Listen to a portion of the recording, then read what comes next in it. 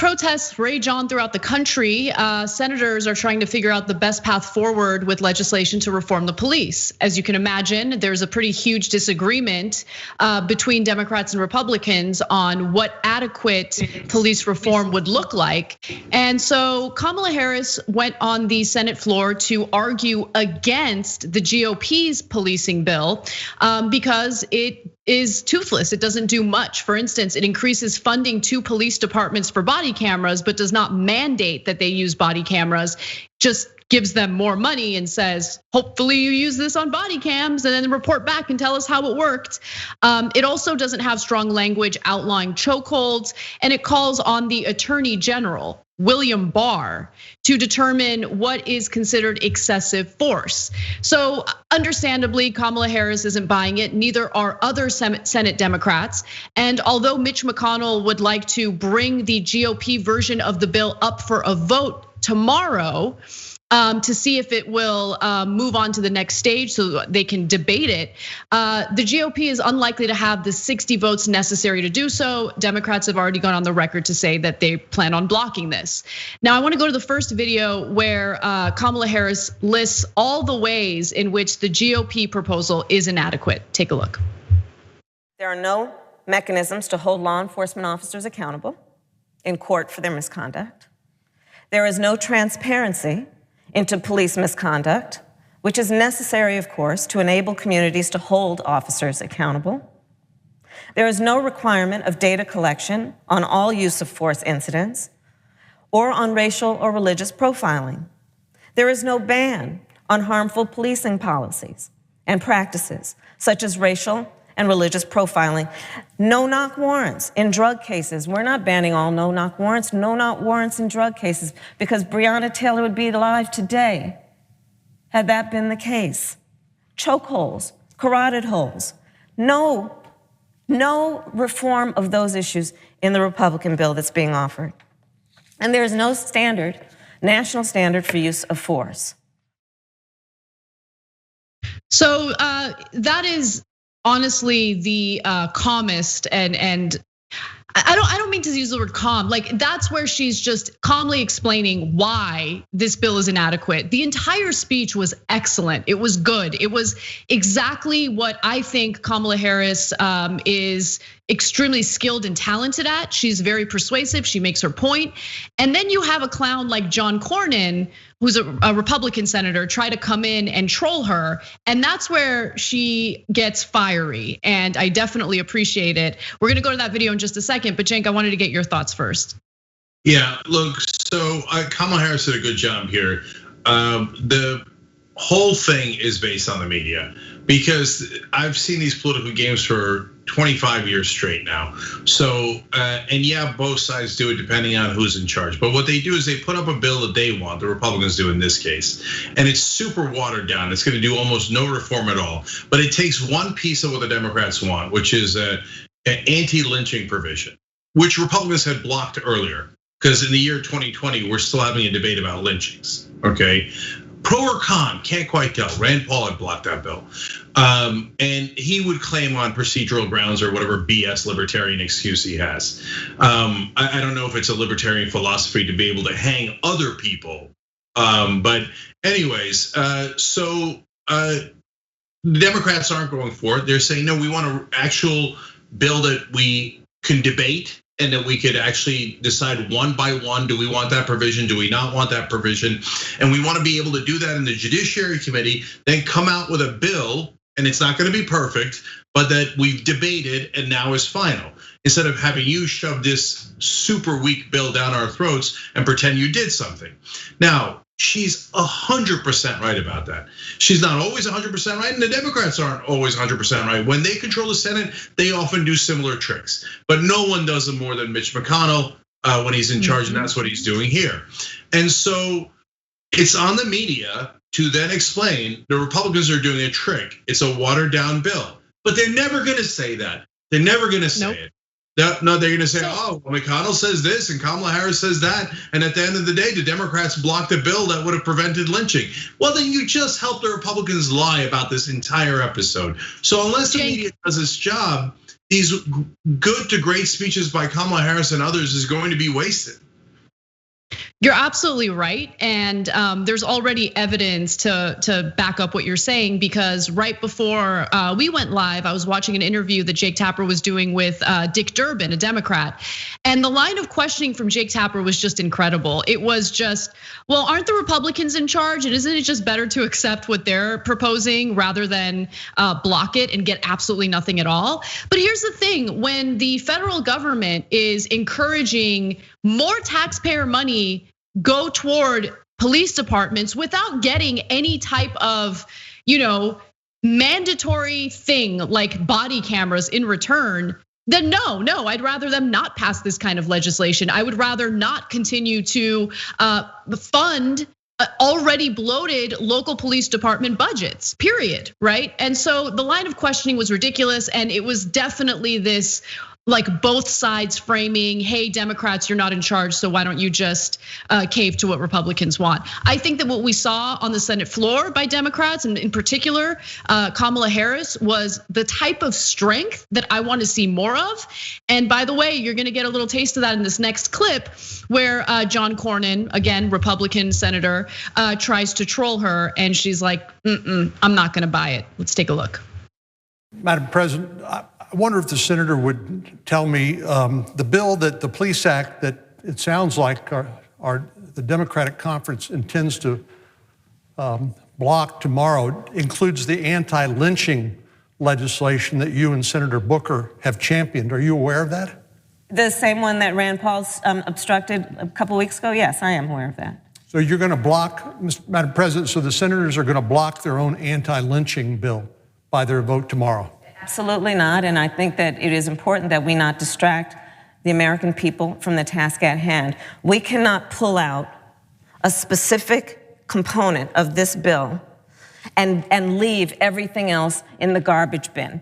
And that is the logical and actual and practical conclusion of where you're going with the suggestion that we would sacrifice issues like no-knock warrants, issues like national standard for use of force, issues like the need for independent investigations of police misconduct, issues like pattern and practice investigations with subpoena power for the United States Department of Justice in sake of one. It's like asking a mother, save one of your children and leave the others. Yeah, I appreciated that response. That was good.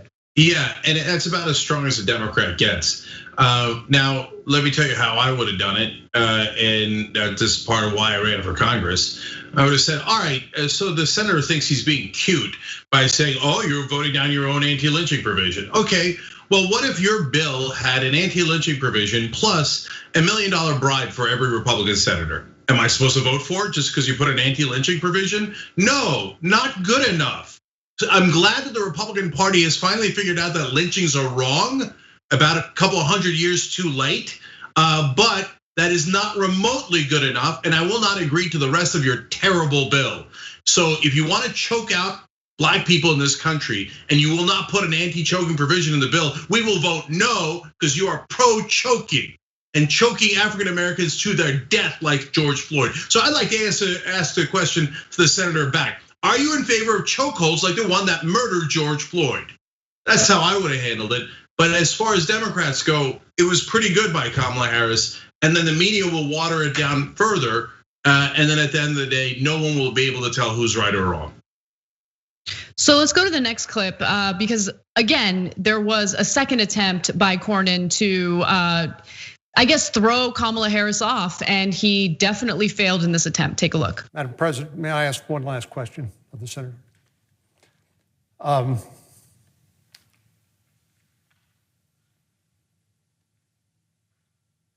What I'm trying to fathom, Madam President, is why the senator would rather have these negotiations occur behind closed doors as opposed to here on the floor of the Senate for the American people to see broadcast on television. Don't you think that sort of interaction and debate and negotiation out in front of all 330 million Americans would be beneficial to healing our country and coming to some consensus about what the appropriate reforms should be? Indeed, that is the beauty of the Judiciary Committee. Our meetings are public meetings.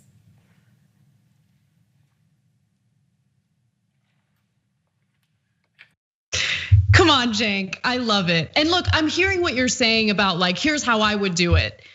But they're on the Senate floor, and look, the way that unfortunately women are perceived is different from how men are perceived. So if she went up there with guns blazing and was as aggressive as you would be, I think that she would be treated differently. I think she made her point in a strong way. She didn't have to yell, she didn't have to get out of control. Like, all she needed to do was explain what Republicans have done consistently is obstruct any and all attempts to progress this country, right?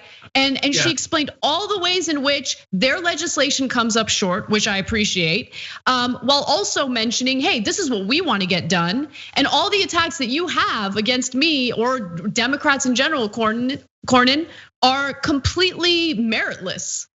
I just think she made him look like a clown. Yeah, God bless, God bless. Look, I don't want to get distracted by was she strong enough. I think that women have been stronger and well received. AOC, she's much stronger, and the country loves it. But look, Kamala Harris did a great job. No problem with that. Okay, so in terms of these theatrics, the thing that gets under my skin, Anna, is the whole deference to their goddamn colleagues. I can't. And by the way, I'll give Senator Harris more credit. In the middle of the speech, she actually said something that could be perceived as rude, and I bet she gets a talking to after the speech when she said, Senator Booker talked about working well with our colleagues on the Republican side in a bipartisan way, but I'm not sure that I see that. So she kind of called out Booker for that. She complimented Booker in a lot of other ways, but she called out Booker for that. And I'm so glad she did, because stop trying to work with Mitch McConnell and John Cornyn. They just figured out Tuesday that they were anti-lynching.